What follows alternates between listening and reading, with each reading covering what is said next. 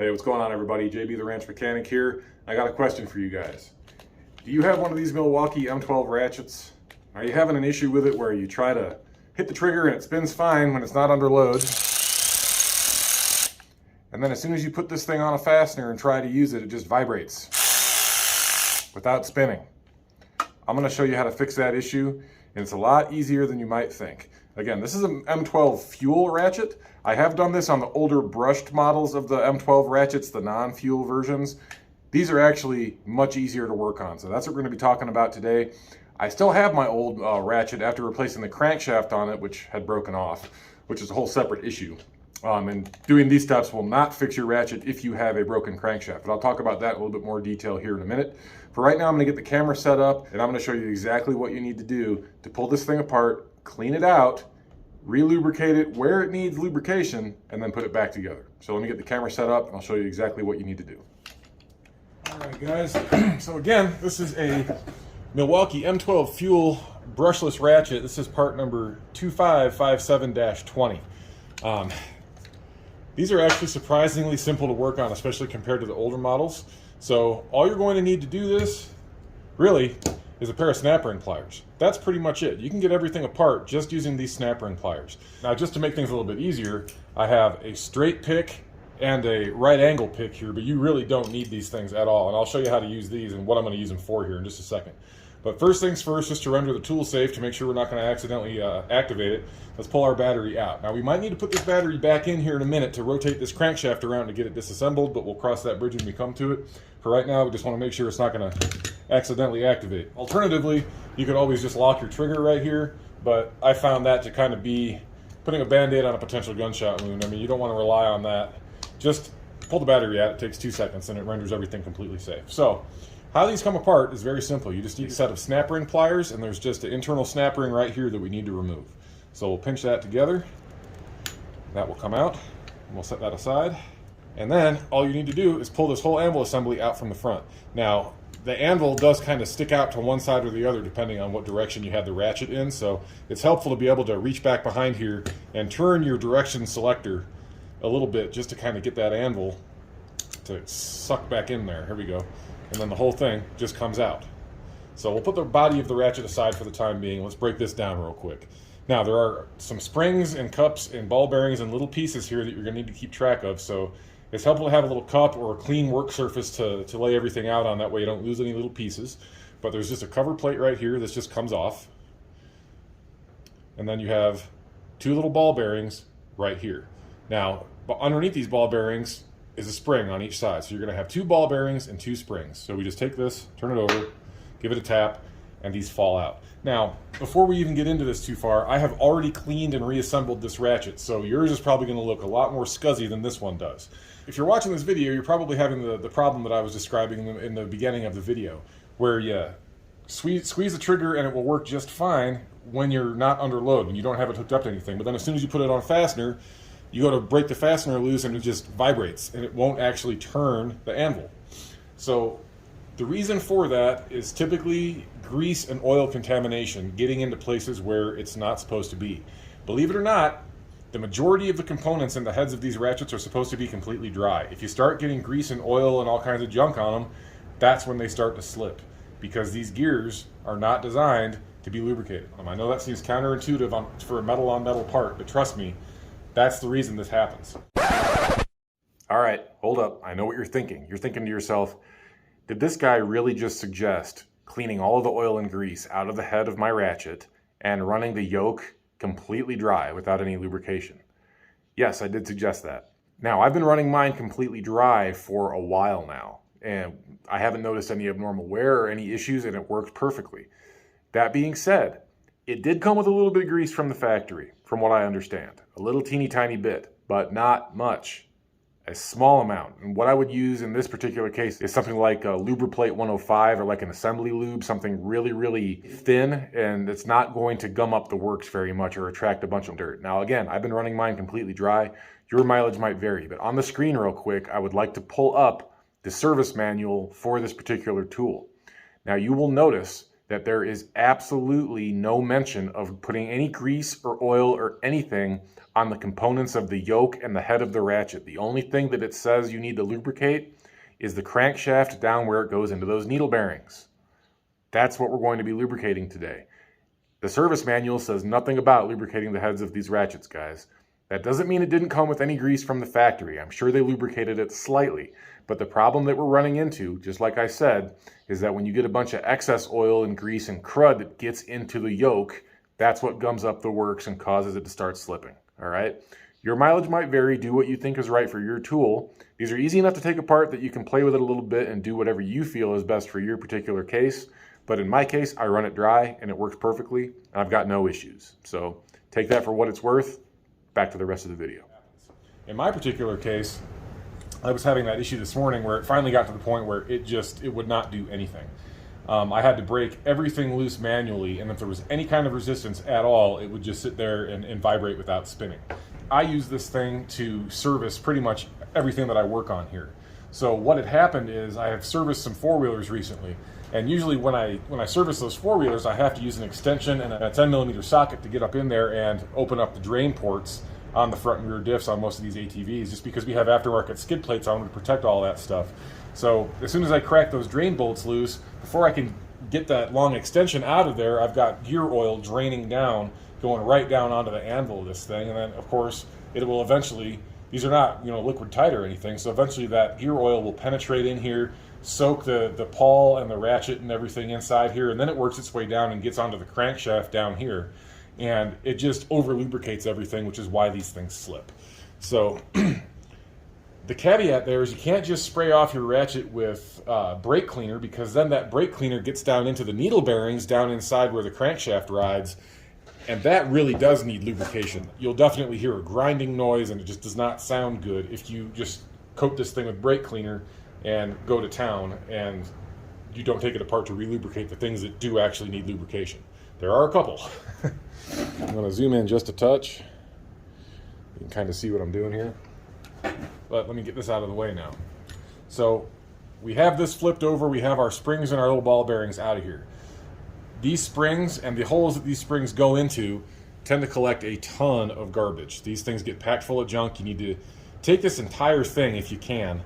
And once we get it all taken apart, the best thing to do is to put it in an ultrasonic cleaner if you have one. If not, take everything apart individually, get a cup, spray some brake cleaner into that cup, swish everything around, take a brass brush, brush everything off. That's the best way to go about cleaning these. Now, next thing we need to do is get this pawl taken out. So that's what I use my right angle pick for. You can use a punch, you can use whatever you want. This only goes out one way because this is held in place by the selector lever. It can't be driven out toward the selector lever because it kind of covers that up a little bit. But what you do here, I just take this pick and just push it out. That's it. And that pin comes right out, and you can just lift your pawl right out of there. Set that aside. Now, it just fell out already, but inside here is the little spring and cup that acts as the resistance for your selector lever. So we'll take that out, separate those two, and then your selector lever just slides right out. So that's all the pieces of the head of the ratchet, pretty much. I don't know if you guys can see this or not, but you can probably hear the wind noise and everything outside. It is absolutely a blizzard out there right now. And because I'm in an old tin roof building, it's snowing outside and it's also snowing inside. So that's fun. I always think that's kind of amusing whenever it happens. It's snowing in the building. Awesome. So now we have the main head of the ratchet pretty much completely taken apart. It's just these components here. Now what you want to do, and you're going to have to forgive me, I don't know the proper nomenclature for these particular ratchets, but this big part in here, this is the part that actually slides back and forth and causes the ratchet to ratchet. This has the gear teeth on the inside that engage with that pawl. So you want to take that out, but you see it's stuck right there. And the reason for that is because the crankshaft is off center. What we need to do is put our battery back in here just for a second. It helps if you put it in the right way. And we want to rotate that, you want to hit that trigger until the crankshaft is 100% in the middle of the two halves of this housing. And once you get it there, and it can be kind of finicky to do,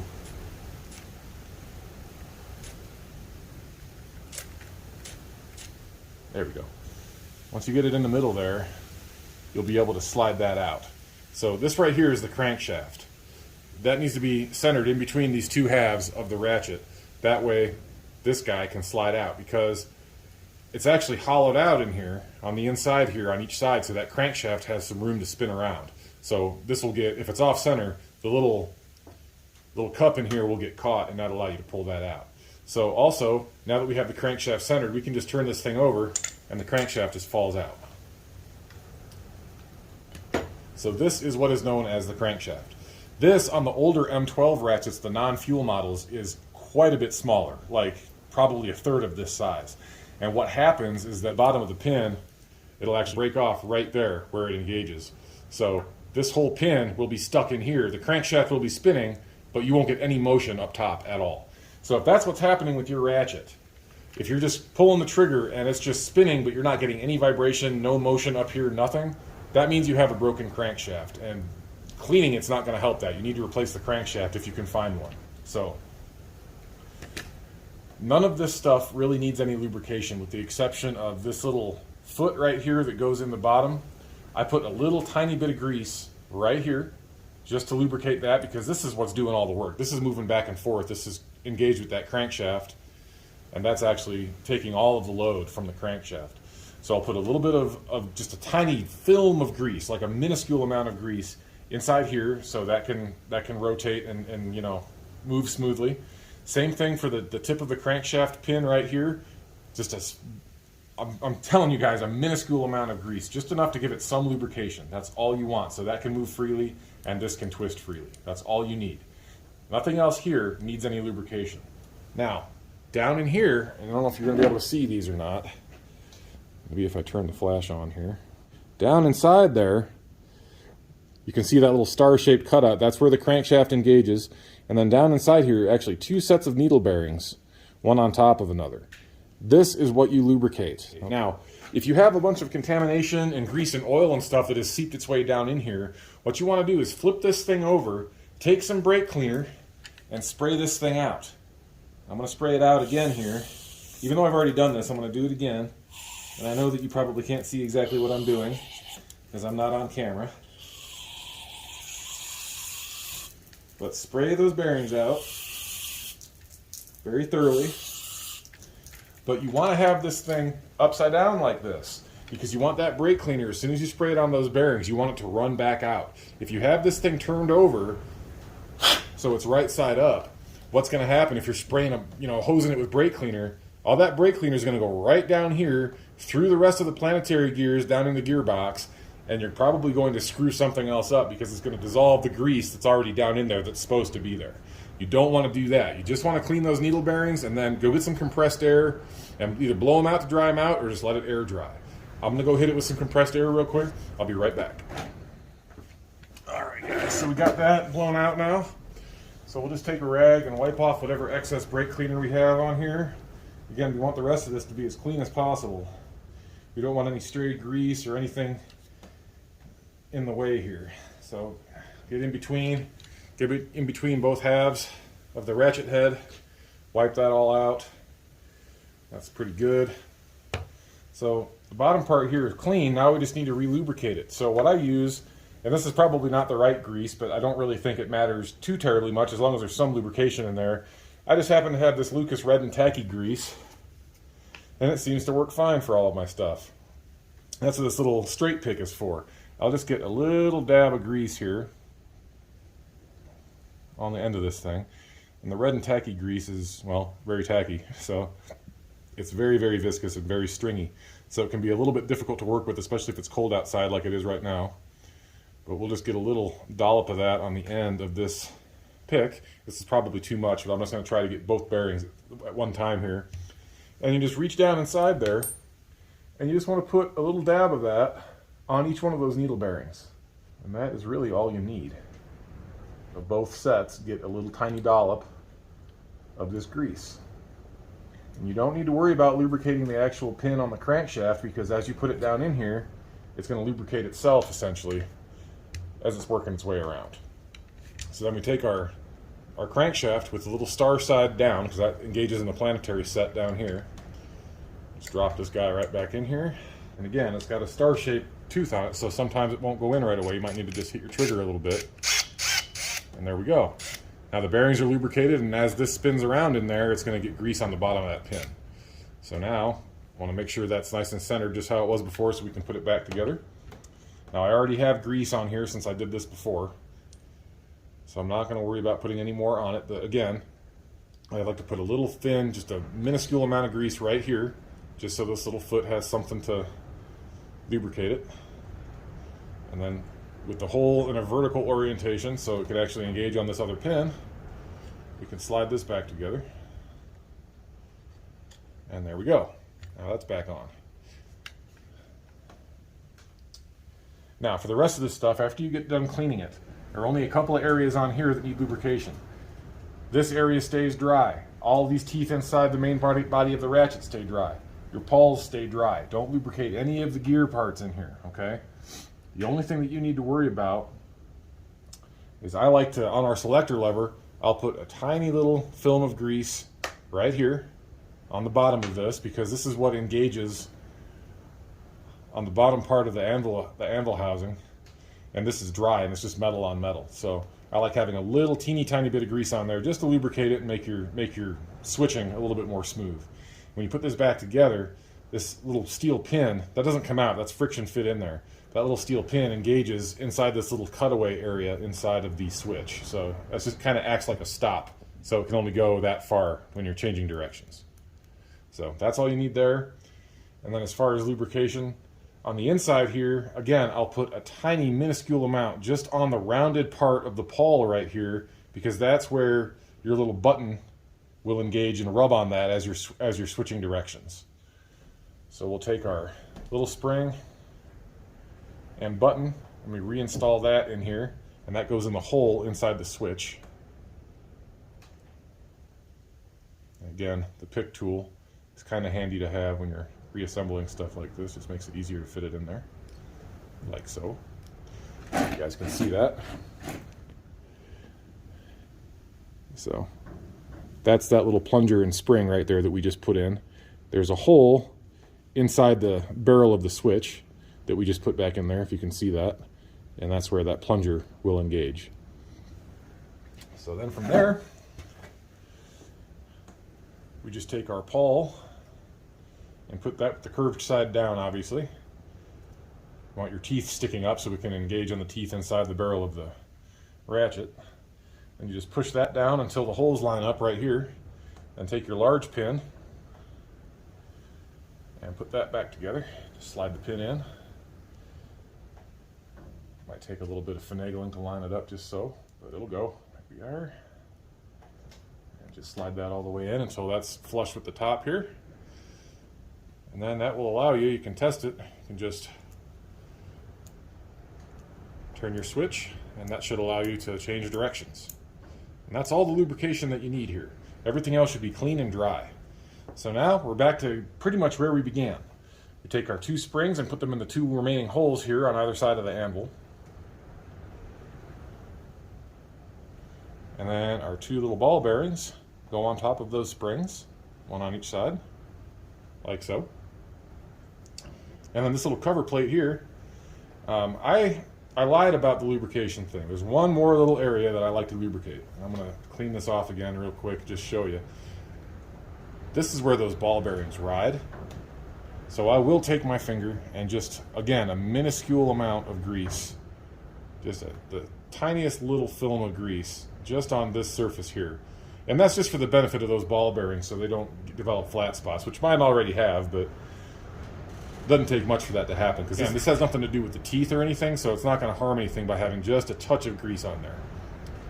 So that's pretty much it, guys. We're about ready to go back together here. So all we'll do is once again disconnect our battery, since we're going to be putting the gears back together and we don't want to accidentally fire that thing up when it's not supposed to be.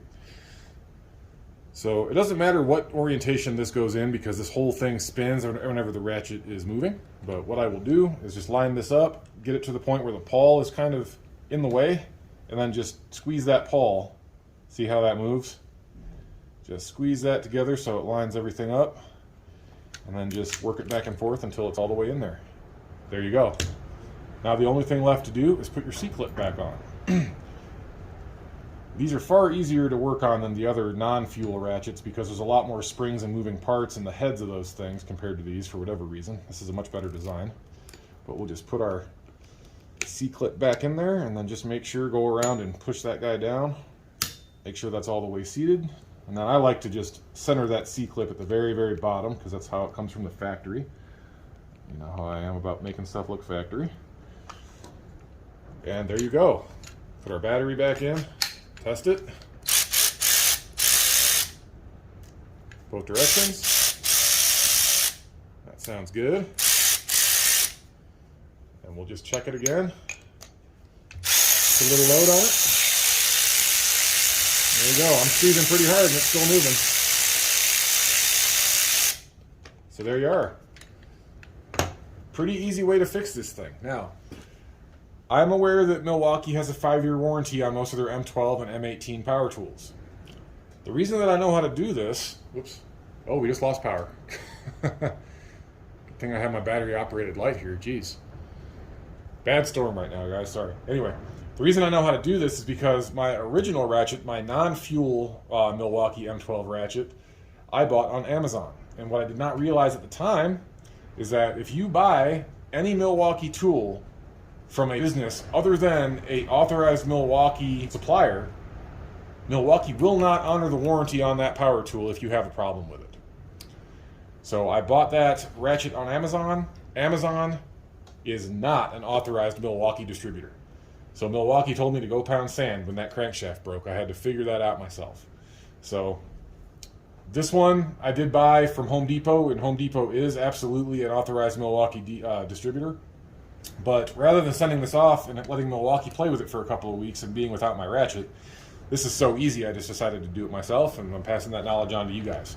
So again, if you're having an issue where it will just spin and stall out with the motor running and it won't do anything, it's probably because you got too much garbage down inside the works here and you have too much lubrication allowing that pawl to slip. So that would be the first place that I check. Now again, if you're pulling the trigger and the motor is running but nothing is moving up here, that means you've broken the crankshaft and you need to have the crankshaft replaced. So again, not hard to do. You saw us take out the crankshaft when we disassembled everything. So you can do that if you just want to buy a new crankshaft and throw it in there. But again, if you're having that issue where it's stalling, that's where I would start. Take this apart, clean it out real well, lubricate those needle bearings and just a few little spots on here that I told you to lubricate. Leave the gears and the pawls and everything completely dry and you should be fine. So anyway, guys, that's all I got for you right now. I hope this helps you out. If you have any questions, go ahead and leave me a comment. I'll do my best to get back to you and answer any questions that you have. But I hope you all have a wonderful Friday. Enjoy your weekend. Be safe. Have fun. And we'll catch you guys on the next one. See ya.